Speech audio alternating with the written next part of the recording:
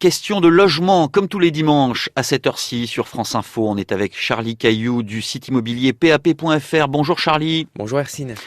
Triste histoire que celle de Roland, qui est octogénaire et depuis plusieurs mois, son logement est squatté. Or, ce logement, il voulait le vendre pour rejoindre son épouse dans un EHPAD. C'est quand même très surprenant qu'un propriétaire dans cette situation ne puisse pas récupérer son logement qui est squatté. Oui, c'est vrai, et chaque nouvelle affaire de squat révélée dans les médias soulève l'incompréhension dans l'opinion, et presque à chaque nouvelle affaire, il y a aussi une nouvelle proposition de loi pour en finir une bonne fois pour toutes avec le squat, ou en tout cas pour permettre une expulsion simple et rapide des contrevenants.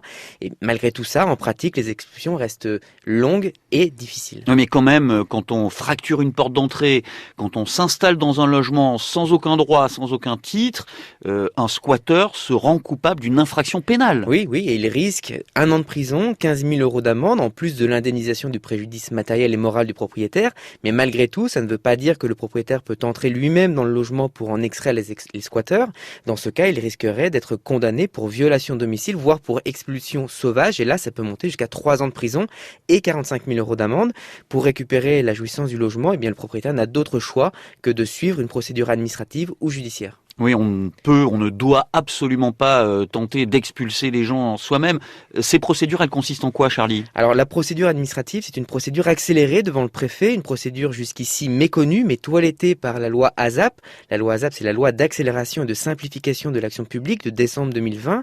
Cette procédure concerne la résidence principale, mais aussi secondaire de la victime, ce qui n'était pas si clair auparavant. Ça concerne donc un très grand nombre de cas de squat.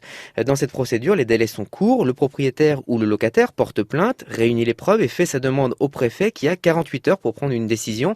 Évacuation, pas évacuation. Le préfet laisse ensuite un délai au squatteur pour quitter volontairement le logement avant l'évacuation forcée par la police. Alors pour favoriser la connaissance et l'effectivité de ce texte, le ministère du Logement a fait parvenir le 22 janvier une circulaire aux préfectures. Sur le papier donc, les délais sont courts, en tout cas beaucoup plus court qu'avec une procédure judiciaire où on doit fixer une date d'audience, où chacun doit préparer ses arguments et où on peut demander des renvois, etc. Alors vous disiez qu'il y a régulièrement des lois sur ce sujet.